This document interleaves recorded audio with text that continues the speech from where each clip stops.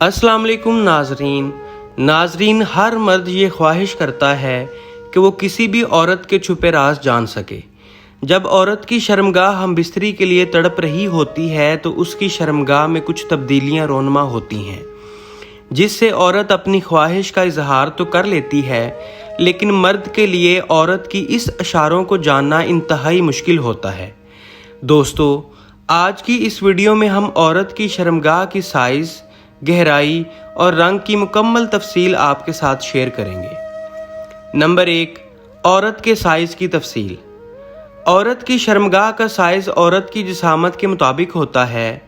बाज़ औरतों की शर्मगाह का साइज़ बहुत बड़ा होता है और बाज़ का बहुत छोटा, लेकिन 3 से 5 की गहरी शर्मगाह साइज़ में नॉर्मल होती है।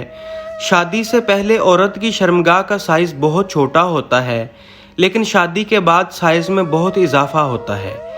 उन औरतों की शर्मगाह का साइज़ बहुत बड़ा होता है जो मुश्तज़नी करती हैं या फिर खुद लस्ती करती हैं। ऐसी औरत की शर्मगाह के होंठ भी खुले होते हैं। नंबर 2, शर्मगाह की गहराई की तफसील।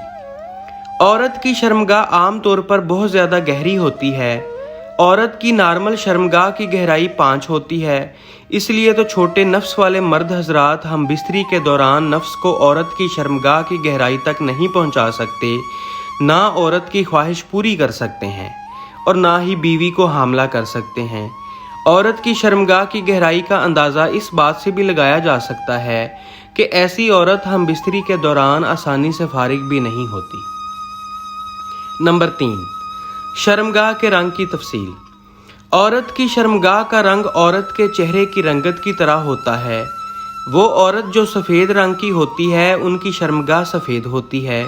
वो औरत जो सुर्ख रंग की होती है तो उनकी शर्मगाह का रंग गुलाबी होता है, और वो औरतें जो काले रंग की होती हैं तो उसकी शर्मगाह का रंग काला होता है।